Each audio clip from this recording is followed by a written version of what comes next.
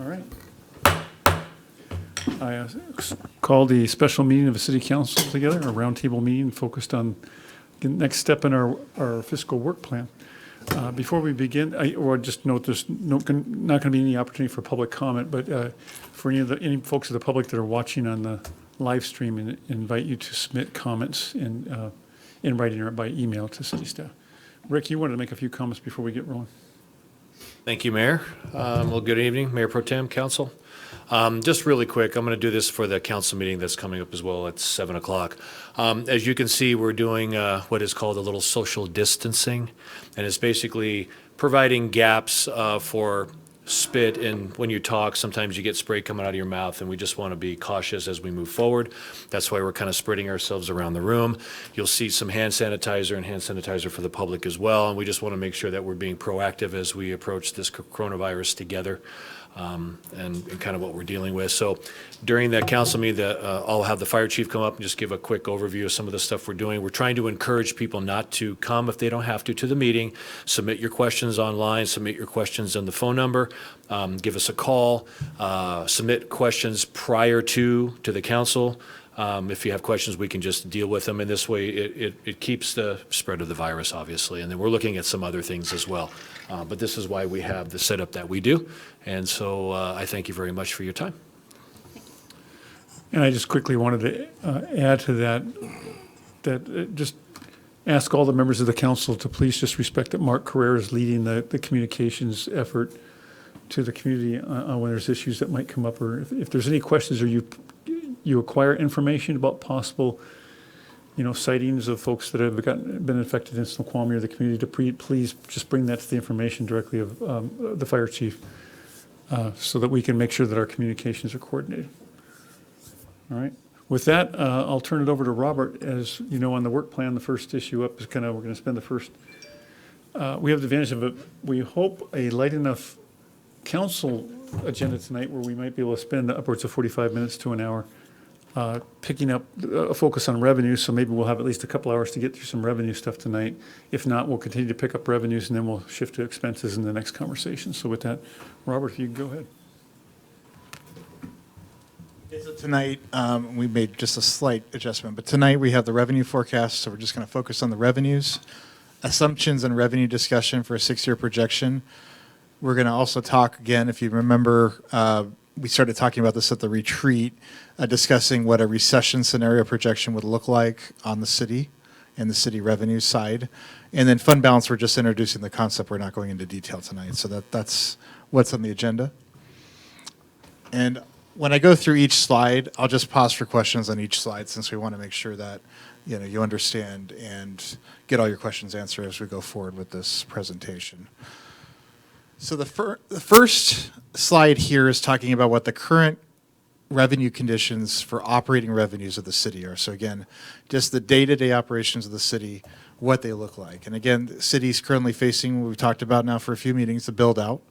No new additional revenues factored into the 6-year outlook. So current revenue sources projecting to increase on average about 2.5% from 21 to 2026. And I'm going to get into the details, and you're going to see charts of each major revenue source as we go forward here.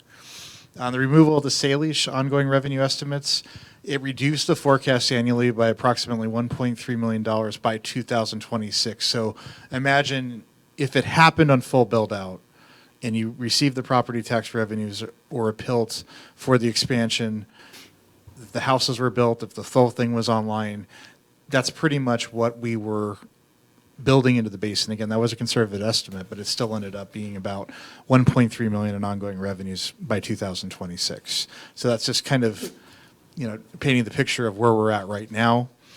And utility tax revenue growth, and I'll talk about this a little later, it is tied to utility rate increases, and I'm going to show you what I mean in a slide later on here.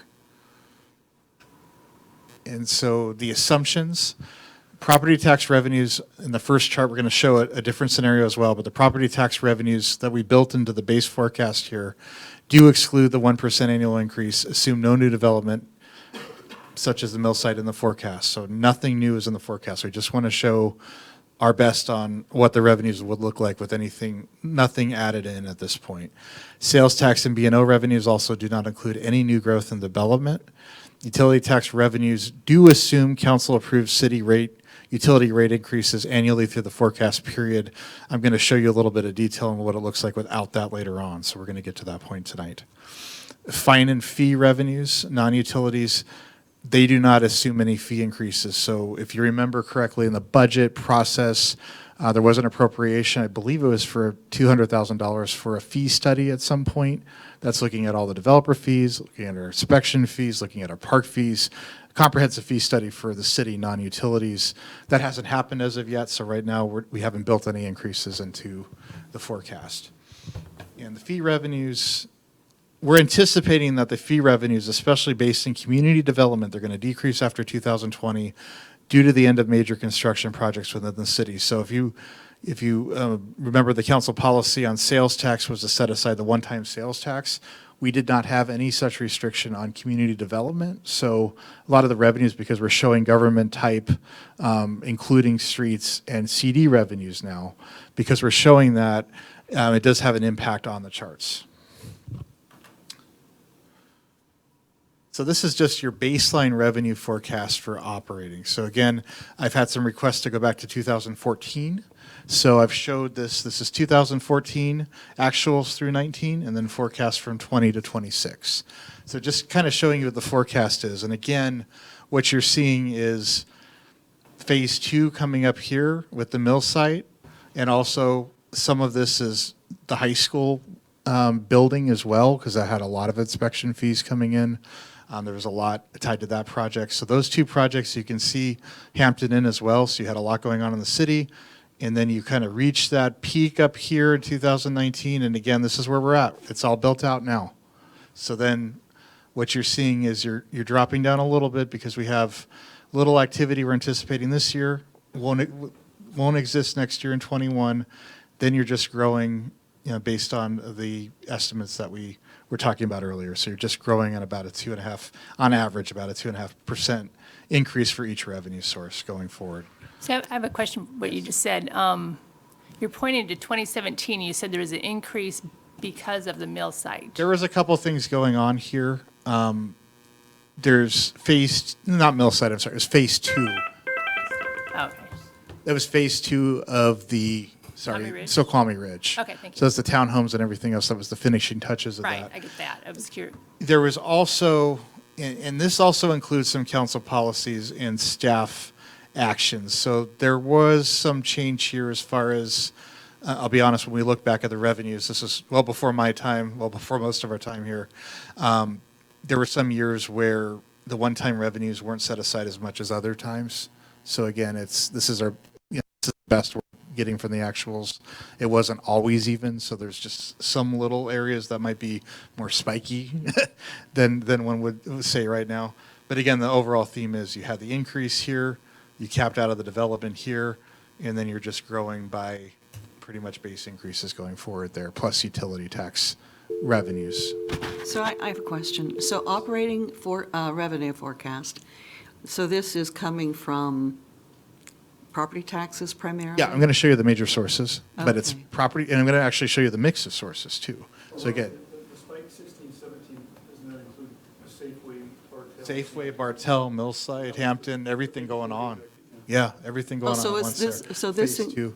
So this includes one-time money coming in as well as ongoing money? Only for CDs. So again, with community development, there was no policy to set it aside. We haven't showed that in the past as part of Okay. government-type revenues, but based on the changes to the budget process last time, we're Okay. showing that as part of the overall revenues. So it does look. Now, again, we're just looking at revenues because there's also expenditure increases that are attributed to some of that. But today, we're only looking at the revenues and what the revenues look like. Okay. Sorry. Robert, oh, shoot, I thought the microphone was going to the mayor. I think the mayor's comments would be great to capture into the recording, Mayor. I'm not sure everyone could hear you. I thought your comments were very relevant.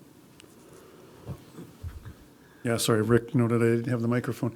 Just noting that in that generous bump in revenue that you saw between 16, 17, or 14, 15, 16, 17, that was included the Safeway, the Hampton Hotel, the Bartels, Mod Pizza, and so forth.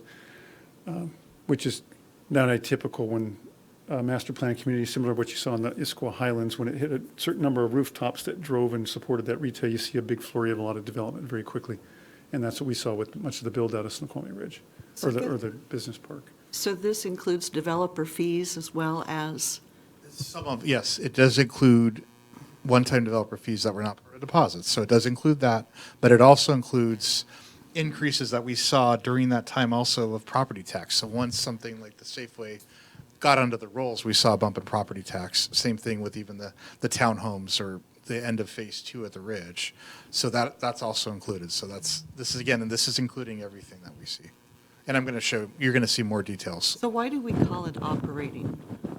So we've 'Cause I always thought operating meant that it was not one-time fees. So I've sort of encouraged them to use this term.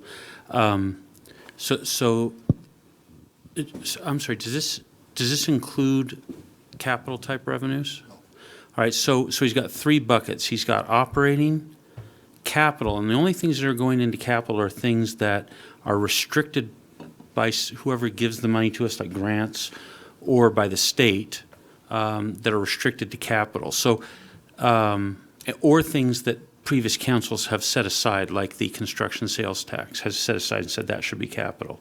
So that's what's in capital, but everything else is in operating. And then also remember, utilities are not in here either. Utility taxes, but not the utilities themselves, the fees charged for operation of the utilities. Did I answer that or not well? Taxes on utilities, but you'll see that. Yeah. Taxes on utilities are included, not utility fees. That goes into the enterprise funds. So the idea was, because sometimes there's a term that I think gets people confused, but is used within the staff of cities, which they'll refer to general funds and special funds, and I think it can get confusing. So I encourage them to call all of the funds that weren't capital or utilities, to call them all operating. That's a thing that's also done on the financial statements of GAAP cities as well. So it's kind of a catch-all phrase so that we don't have to get into all the different types of funds. Hopefully that helps. Would be nice if we had like a legend or maybe it's on one of your slides, what all you mean by this grouping. You're going to see it next. Okay. So, can I just ask one other question, Mr. Hammoud, which is, and if you're going to get to this at later slides, just mention that, and then we can wait for that. But I'm just curious about the drop from 2020 to 21, and not just the drop itself, but so as we kind of look at the out years, it looks like a fairly steady increase in total. What causes it to go down rather than up, and why does that? Again, community development, because we put that in here. But again, and I think that's what Councilmember Shepherd was looking for, we also decreased some of the expenditures for that department as well. Again, we're just showing the revenues. The expenditures for that department decreased somewhat as well because we're expecting less activity next year than this year. So what I did was to make that number for 20, I sat down with the community development director, said, what projects are on the horizon? Here's what the revenues look like for each source. What's it going to look like next year? And they said, okay, well, we're going to be done with the high school, done with the theater. We're not going to have anything new coming in. So I actually, that decrease, most of that's attributed to CD, community I see. development. So would it be correct to think that decrease is actually an offset of an increase that probably looks like the out years, Right. offsetting against a larger decrease that nets to what we see there? Is that a good way to think of Yeah, it? Yeah, so a normal line would have gone more like, this is what Councilmember Mayhew was saying. But because of some unusual activity like the high school and some other projects, it kind of bumped up higher and then comes back to that more level increase. Great, thank you. So another question I have is, the years going from 2021 to 2026 looks like a trend line that you would put in Excel. Is that what you've done? Is that a trend line? So we have, again, because we're not incorporating anything new into this. This is just our baseline budget. So again, this is what our pretty much best guess of what the revenues are going to do. Again, utility, you're going to see in the next slides, utility tax we're anticipating to go higher because a lot of that is pegged on rate increases, and we're anticipating rate increases, but we're going to show you a scenario without them as well. And then also just what our standard growth rate we think with baseline sales tax, baseline utility tax, you're going to see it all for the other sources, baseline fees. So you're going to see that in the next slides here. So it'll make a little more sense when I get into the slides here. Well, the reason I'm asking is if it's a trend line, if you base it on the entire history, when there was some significant differences in what happened in 2014 versus what started happening in 2017, the trend might look different. So the trick here is that even in 2014, this was a different community. So in 2014, we had significantly less assessed value of property Exactly. tax, Exactly. sales tax, but we have a baseline of property tax. Property tax is not going to drop. So we know that. We know it's going to be at least flat. Even if you didn't pass the 1%, it's going to be essentially flat through the period. So Yeah. at least that's the base. Same thing with the utility tax. We're assuming there's going to be rate increases in the future. That's why we built in that increase. Things do look a little different if there's not. So I'm going to show that in future slides. Okay. So you're going to see it. It's going to make a little more sense in the next slide. Isn't it the 2.5% that you've put in for every year? Yeah, for most revenue sources except for utility tax, but I'm going to show you Right, that. that's why it's going that way. That's what it averages. It's a little higher than that because of utility tax, but again, I'm going to show that. So again, just looking at our 2019 actuals, looking what government operating revenues look like, and you can see, and we get a question a lot about, what outside sources do we get for ongoing revenues? So don't think about grants or one-time revenues, but what do we get from the federal and state governments just for our ongoing revenues? $300,000 a year. It's 2% of our government-type operating funds. So we get very little from outside sources. This is a nationwide trend. It's happened the past few years where every year it just shrinks a bit, or just stays flat right now. So essentially, that intergovernmental charges, those fees that come in for certain funds, it's very, very small. Some of that's county levy money. Some of that's other funds that we receive, but those are ongoing revenues. So again, none of this is one-time revenues. Gas tax, solid waste fee revenues about $700,000. But you can see, again, property tax being our number one source.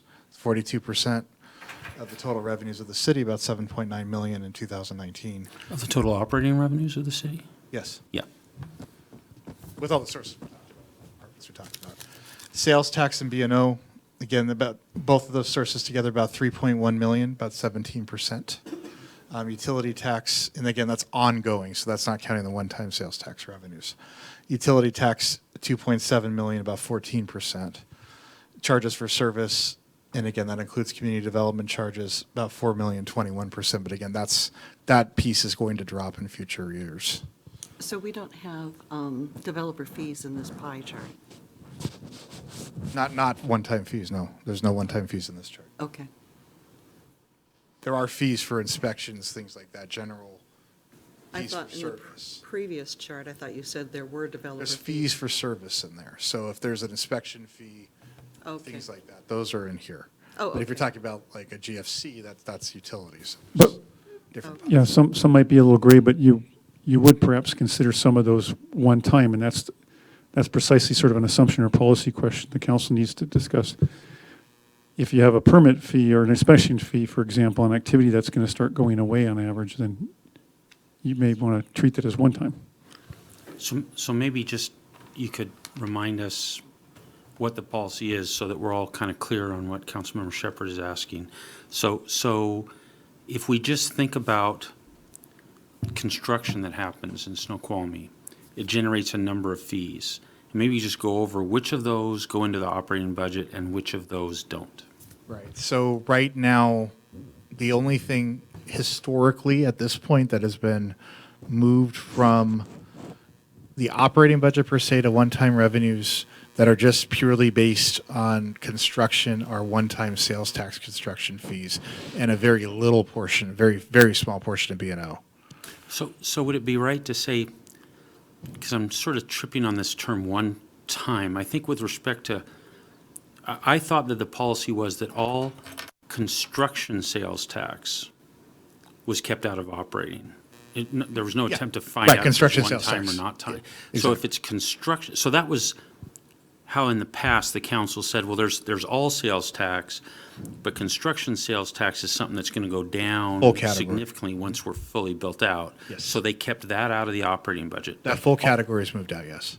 Okay, but all other fees related to the community development and planning department, all other fees go into operating, everything except the construction sales tax, is that correct? At this time, yes. Great, thanks. Now, some of this, again, those fees are going towards the Community Development Fund.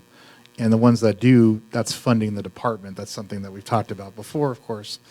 But that's funding the department. So if you set aside those fees, then we'd be more dependent on the general fund to fund that department. So there's trades, but again, that's a policy decision for the council. It's trade-offs. So again, I showed this chart at the retreat. I won't spend too much time on it. This is just the same mix here going forward with our forecast to 2026. So it just shows you the mix in the growth in each area.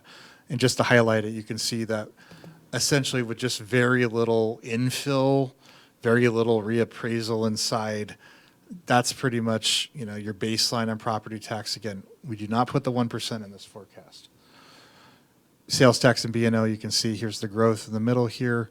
You can see utility tax pretty much has the largest percentage growth because, again, it is pegged, that growth is pegged almost entirely to utility rate increases. So again, that's the only thing in the general fund that's tied to the enterprise per se is the fact that we do collect fees on our city utilities. We have a percentage of utility tax that's charged to those utilities. And that is forecast to increase, assuming that there are rate increases in the future. That last sentence was the important one, assuming rate increases. This assumes rate increases from what year, Robert, 21 on or? Yeah. And you can see with the gas tax, the solid waste fee revenues is very little that we're generating. Car tab fees, remember that discussion, that's all been in capital. So car tab fees are aside, but what we're using right now for streets operating, so streets maintenance, we're using gas tax and solid waste fee revenues. But again, they're pretty fixed at this point. We're not anticipating the total of those two revenue sources to be over 600,000 in the future. And Robert, here, it's suffice it to say, this illustrates what Councilmember Mayhew was talking about again, and Councilmember Shepherd. On the yellow, where the charges for services don't include one-time sales taxes, but does include a lot of activity that will go away with permitting, inspection fees and things like that. So as we approach the full build-out, or we hit full build-out, you can see that drops off from 4 million or 3.9 million down to 3.3, 3.4, and takes all the way till 2026 before that fully recovers. That's correct. We just need to do some adjusting here. Oh, yeah. So I think, are you trying to move down one? I don't know what I'm doing. Because are you wanting them to move down one? Well, if we want to, Maybe we can be 4 feet apart instead. Councilmember Lissay, what we're doing is what's called social distancing, right? So we're trying to make enough room for everybody to. unfriendly. Yes, sir. Yes. Yeah, so if we need to move down a little bit, we can do that, and I can play whatever sort of games we want. You got a little Twister, we got, Monopoly, whatever you'd like. just trying to do our part, so. I understand. Okay, thank you, sir. Apologies for being late. I had a doctor's appointment that ran long. Mayor, could you, Not that kind of doctor's appointment. I didn't hear that last point that you made, so maybe when we start up, you could just go back over that. No, just wanted to bring everybody's attention because there was a number of questions from Councilmember Shepherd and Mayhew or comments made about the yellow block up there, which there now represents the charges for services. You can see, although as Robert said, it doesn't include the one-time sales taxes from development and growth. It does include a lot of the like inspection fees and other activity that goes on from that growth. And you can see after 2020, that drops off from 3.9 million down to 3.3, and takes several years until 2026 to really recover that with, we're assuming, I assume, and Robert, this year, assuming like mill site development, other development coming online again? Or it's not, okay. So maybe you could Nothing. speak to what brings the number back to 3. Inflation, you can see that it's pretty much, 100,000 or so a year. So my correction, yeah, no mill site in there. That's just, as Robert said, inflation by about $100,000 a year. So this is property tax revenues, and again, I was asked to go back to 2014, and I think it's very telling. You can see pretty much the upward curve from 2014 to 2019 and 20. So all those projects we were talking about that came online, all of a sudden they're done, that we peaked up here. So instead, you can see there's very little growth at all that we're projecting if you don't have the 1%. So any growth you're going to get if you have no new development is going to have to be done with a council-approved 1% a year. That's the green line up here. And you can see that the delta or the difference between what we're forecasting for 2026 at 8.24 million is just a little under 600,000 less than 8.81 million for the forecast for property tax that you would if you received the 1% each year in our forecast. So again, if you pass the 1% each year, you're going to be at the green line. If you stay where we are right now, you're going to be at the red line here.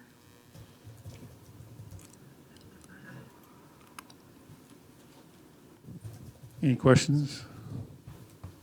So the small amount by which the red line goes up is accounting for redevelopments that would occur that will cause some one-time Very small, yes. increase in valuation, which then does add to our tax roll, but that, it's such a small increase due to the fact that for the most part, we're at build out and there won't be anywhere near the kind of activity there has been in the past? Correct, yes. Okay. Can that also attribute to just property value increase and No. other thing? Not at all? Nothing. We get nothing unless you pass the 1% per state law. Because as the property value goes up, the millage rate rolls down, the cost per thousand. Either that plus new construction. So again, if you take the new construction out, You want to change your vote? No, I do not. Make that very clear. so one thing I wanted to add here was with the top 10 taxpayers, and again, we can't go through the detail of each, but I'm going to show you the top 10 taxpayers for our major revenue sources.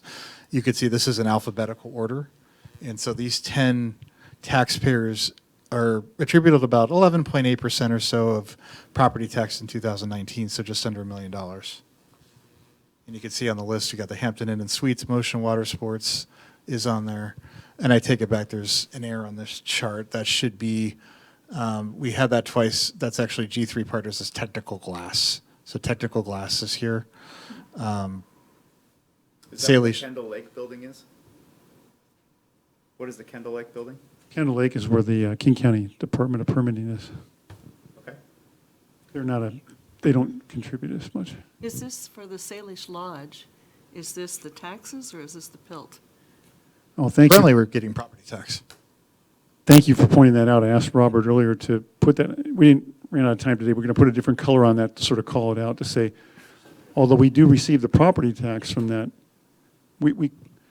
well, a couple points on it. One is we receive it in one of two ways. We can get it directly as we do right now, but the Senate and the House just passed House Bill 2230, which is going to allow for the property tax exemption again. That property tax will shift onto all of the property tax owners, but we'll still get it vis-a-vis the shift. So whether it's through the shift or directly, we will still get that tax. So it's still considered one of the highest tax contributing properties. But don't we actually get double now? Right. So we get the property tax plus Yeah, PILT. with the shift, we'll get the PILT too, yes. So is that double factored in there? Is PILT factored in there? No, it's not factored in. Okay. This is current. I mean, this is current right now. Right, so what would PILT be on that? 130,000. Don't they renegotiate, though? Isn't that, does the Yeah, state one negotiate nice thing with them? that Jim was tracking that legislation, and why don't you speak to it, Jim? Well, it's, in the past, PILTs were negotiated by the county and the tribe, whichever county and whichever tribe were involved. That was how the statewide law worked. They've modified it so they've taken off the date, so that there was a requirement that tribes that didn't own property, otherwise eligible property before a certain date, couldn't take advantage of the PILT. They've gotten rid of that. But what they did add is that it would now be negotiated by the county, the city, and the tribe. So the news there is that city will actually be at the table when that's negotiated. But I think the question was, is that still yet to be negotiated? The answer is yes, but it's intended to be, it's intended to offset what would be a leasehold tax, which roughly equates to property tax, roughly. So I've got another question. As far as the tax shift, if we were to reduce how much we collect then it wouldn't shift, right? If we were to reduce the total amount that we collect, then there would be no shift? I don't think they're related, but I'm not certain about that answer. If your question is, yes. can we lower tax rates, we can always lower tax rates. I believe that the property tax is actually a bit larger than the $130,000 pilt. You'd have to do it equal to what the property tax would be owed in order to make that a wash or a zero, but you could, commensurate with the pilt, reduce the property taxes by that amount, and therefore that much would not shift. Right. I mean, that's Well, the argument that some of the legislators have used. it would still shift, the they're separate tax actions. burden, just the shift would be offset by a parallel or approximately parallel reduction. But the shift would still occur. So the net, though, for a property owner would be no shift, though? Yeah, just remember that in the past, in Snoqualmie, the Salish was owned for, a decade or so by a tribe which had a pilt, and the city's revenues, the property taxes were not reduced by the pilt. So the amount that the city's been living on for, I don't know how long, a decade or so, or half a decade, has been based on the property taxes plus the pilt. So if we were to lower one of those two, that would be lower revenues to the city as compared to what's currently in place. I think that actually, if we have PILT and property taxes that we have the right to increase by 1%, then I don't understand why that would decrease the amount of revenue that's coming in if we are getting it one way or the other. I don't understand why that wouldn't be No a wash. one argument it would decrease. No one argued that the tribes being able to shift the revenue decreases revenue for the city. No one ever argued that. Okay. Councilmember Mayhew was just saying, I believe, was that since the law 1287 went into effect 5 years ago, the city has been receiving the shifted property tax plus the PILT. And so if going forward, the council were to choose to reduce taxes equivalent to the PILT, that would be a decrease in net revenue as compared to the past 5 years of the city's revenue. Right. Okay. But Did I is it- summarize is that it- correctly? Yes. Let me ask, though, I think maybe this is one of the things that Councilmember Shepherd was driving at, is for the specific year of 2020, will the city's combined PILT and property tax revenue decrease by the amount of the PILT because we're no longer collecting the PILT in 2020? Unless something changes or is negotiated in the current fiscal year, yes. So in 19, we change had if there's a property tax negotiation. plus PILT. Mhm. In 2020, we're going to have property tax not plus PILT, which, Depending on what happens. The law's passed, the governor signs it, then the tribe would have to, if it wanted to avail itself, apply for the exemption, then negotiate the PILT. right, so city attorney's saying that the PILT could be negotiated at some point in 20, so maybe we'd only lose a portion of 20 revenue of the PILT, is that what you're saying? Correct, or depending on what the agreement was, since property taxes are assessed in April and October, depending on the timing of the PILT payment, it could be a wash as compared to last year. Just depends what happens and the timing. Of the timing of the PILT and The timing what the of total PILT amount and is what- for the year. Right, and whatever the agreement provides for its assessment and collection. So with that in mind, then, is it correct for us to understand the property tax? So we start with 2019, and for the prior 5 years or so, we got full property tax plus PILT. In 2020, we potentially are not getting PILT. And then in 2021, if they avail themselves of this, we would get presumably full property tax plus PILT. So we'd be back sort of in the same sort of posture as we were in 19. Correct.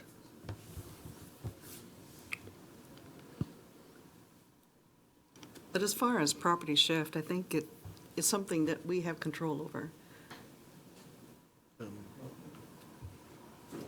No, you don't. Bob Sturbank said, the shift happens regardless. What you can do to mitigate the impact of the shift is reduce the levy rate commensurate with an approximate amount. But if there's no net loss as far as property taxes, if we reduce the amount that we have everybody pay into, then it would be no shift. The net result would be Well, as no, if you it gotta- weren't shifting. You have to separate out. If they go for a PILT, it happens. The reaction is a separate action, and the reaction that we as a council could do is to reduce property taxes by a commensurate amount. Right. But those are two separate actions. Correct. Related but separate. No problem. The shift, the terminology, the shift occurs. Can't get away from it. But I'm the concept of the shift, though, if you put the two actions together, it's as if there was no shift. They zero sum out. There's some, yeah, okay. That's the point. I'm Well, trying to make. they in aggregate, such a move might zero out. I'm trying to figure out how it zeroes out. The point is, the shift is something that happens by operation of law, not by an act that we take. Right.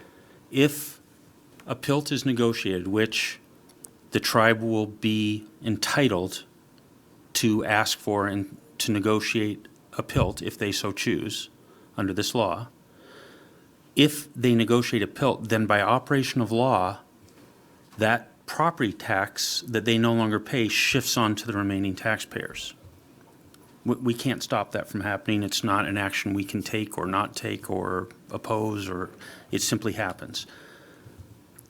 Anytime we want to lower property taxes, that's an option we have, but they're not related. They're two separate things. Now, in someone's mind, they might say, I'd like to lower this tax for some reason, but that's not a connection in law. That's just a connection in thinking.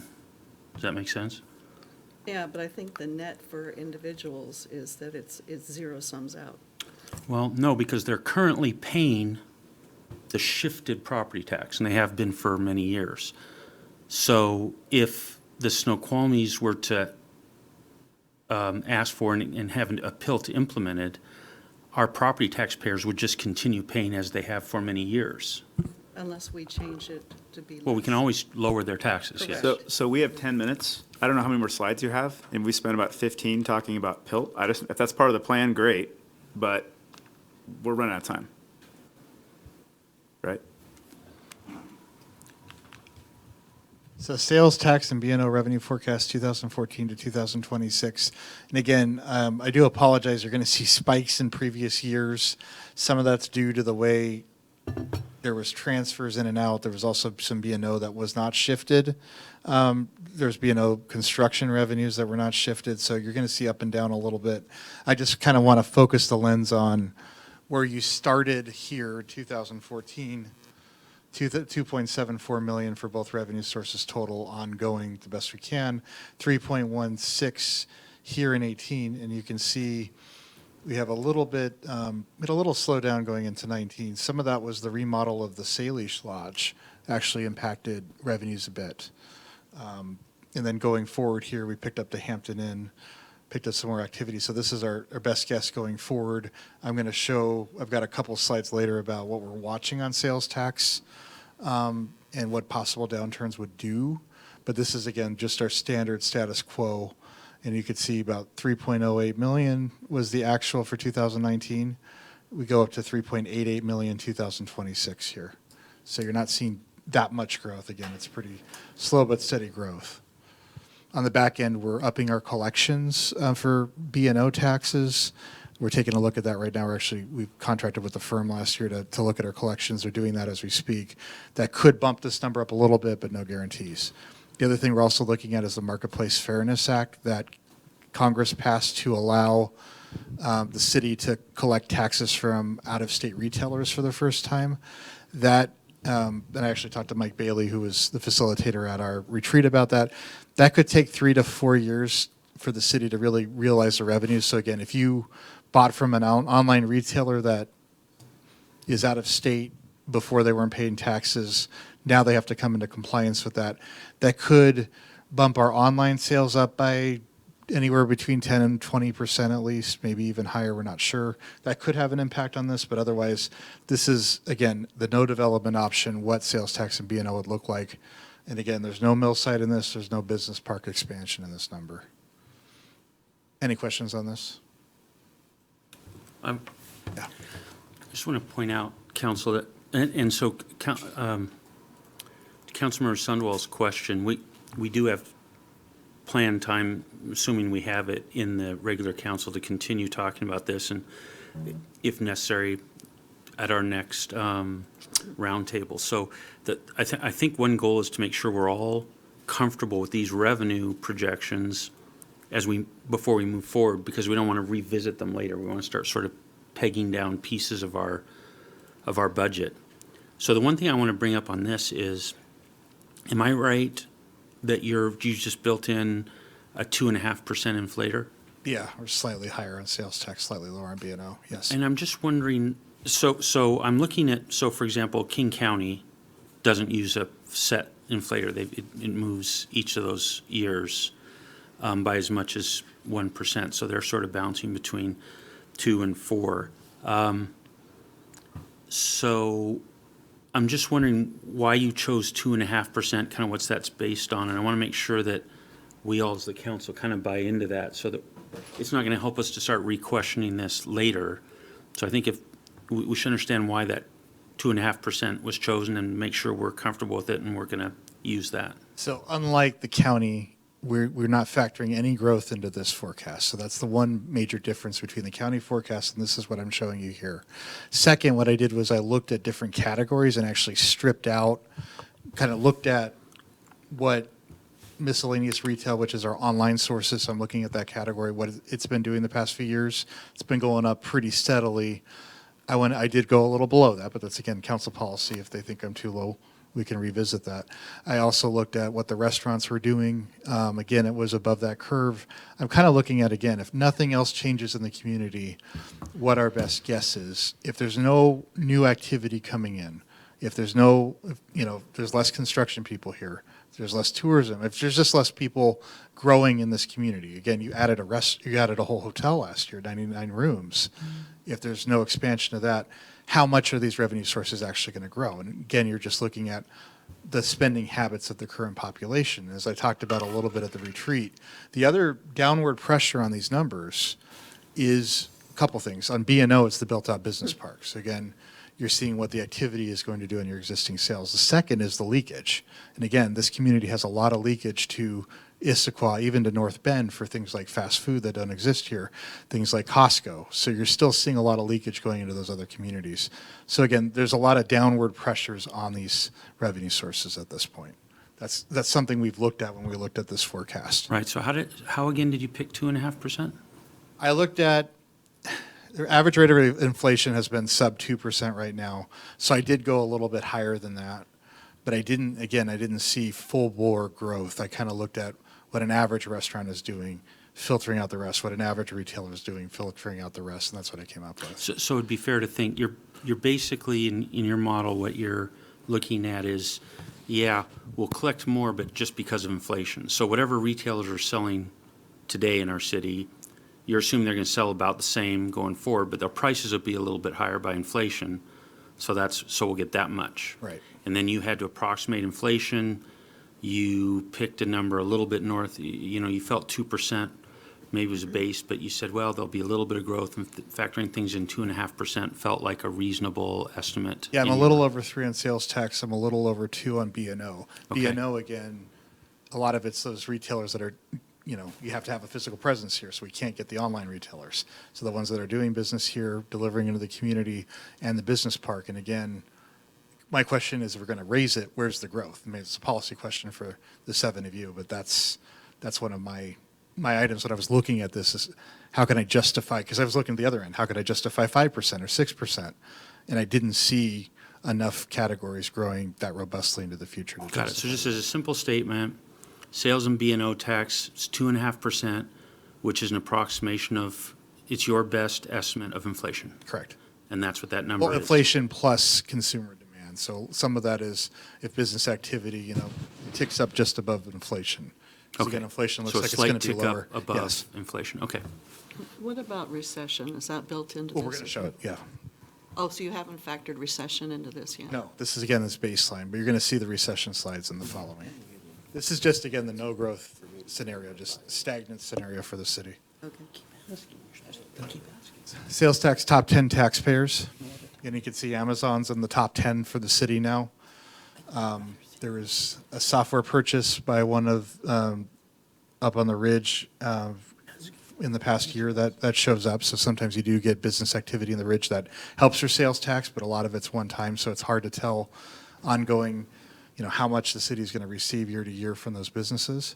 You could see this does include the one-time construction. I just wanted to put all the top 10 because by law, we can't show you individual taxpayers, so you can see the construction in there.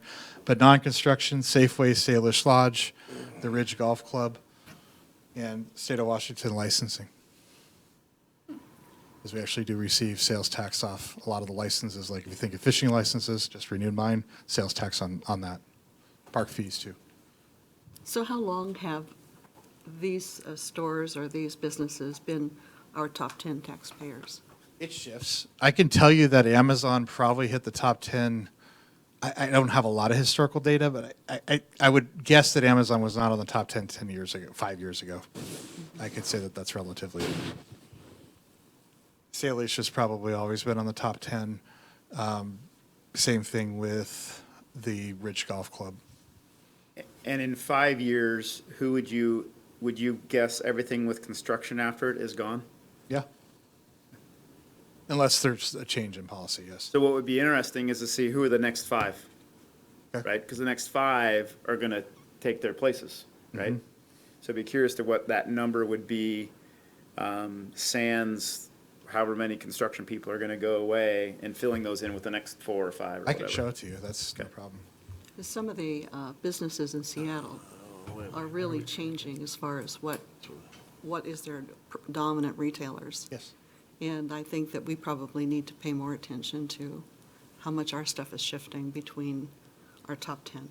We don't have dominant retailers, that's the difference. That's the thing. Most of it, like again, if I could have one name that says online retail sales, then that's your dominant retailer. It's online, just blanket online, not just Amazon, but everything that's shopped online.